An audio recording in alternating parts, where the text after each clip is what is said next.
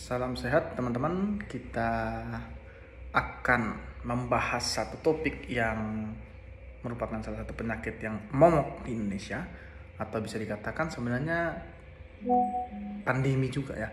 Bahkan ini pandemi yang jauh lebih besar daripada pandemi COVID-19. Nah, beberapa hari yang lalu mungkin ada 1-2 hari saya tidak buat video karena saya baru selesai acara pertunangan saya, dan artinya bentar lagi saya mau menikah ya. Ya, kalau kita bicara menuju ke pernikahan itu salah satu pemeriksaan, ada istilahnya pemeriksaan pranikah atau premarital screening ya.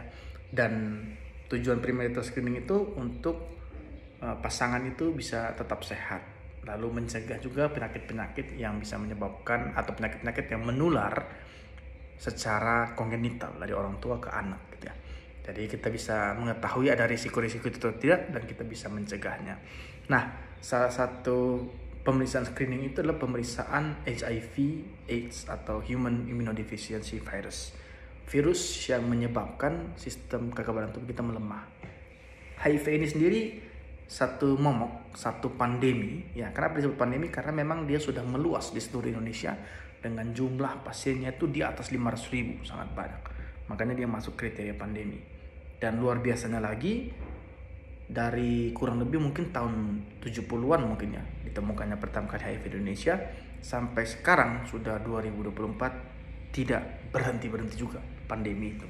Di dunia pun sama.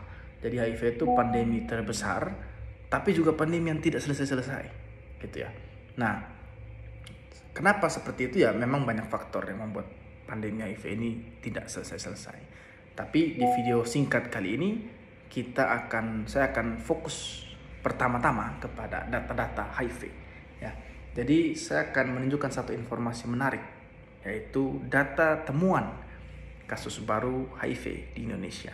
Dan saya akan tunjukkan buat teman-teman untuk 10 provinsi dengan temuan kasus HIV baru tertinggi di Indonesia ya. Kita lihat nomor 10 yaitu Kalimantan Barat ya, dengan laporan temuan kasus sebanyak 333.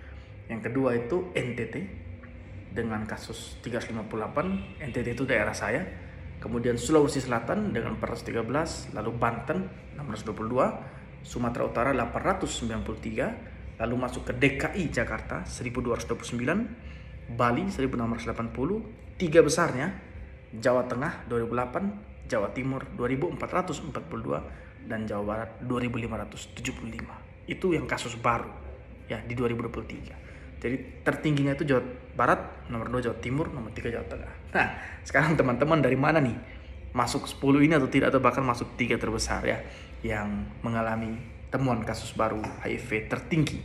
Artinya mulai hati-hati dan terapkan perilaku pencegahan ABCD ya, teman-teman tahu kan. Nah, itu informasi hari ini. Tetapi saya mau menyoroti lagi lebih jauh khususnya untuk NTT. Ya, kenapa khusus NTT ya? Karena memang saya ini dari NTT, jadi saya concernnya ke NTT ya. Kalau kita lihat di 10 besar tadi itu, NTT nomor 9 dengan 358 kasus. Kelihatannya bagus. Tetapi teman-teman perlu lihat data kedua, bahwa ternyata di NTT sepanjang 2023 di tahun yang sama ya, itu cuma dilakukan pemeriksaan screening atau pemeriksaan deteksi dini pada populasi berisiko tuh hanya capaiannya 33% saja.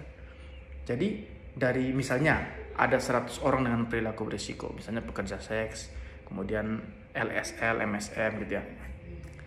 Dari 100 orang yang diperiksa cuma 33. Artinya dari kasus yang nomor 9 tadi yang 358 kasus itu hanya gambaran kecil.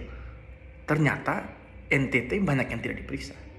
Jadi data ini ada benarnya bahwa NTT masuk 10 besar dan nomor 9, tapi hati-hati karena ternyata di NTT baru sedikit yang diperiksa. Bisa saja waktu diperiksa secara luas 80% diperiksa atau lebih, angkanya bisa naik dan mungkin bisa mencapai peringkat 5, peringkat 3 dan seterusnya. Jadi tetap waspada teman-teman yang di NTT, waspada karena HIV biasanya tidak menimbulkan gejala apa-apa.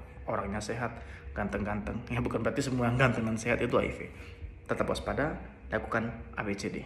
Itu informasi pertama hari ini tentang HIV, dan mungkin kita akan banyak membahas HIV AIDS dalam beberapa hari ke depan. Salam sehat.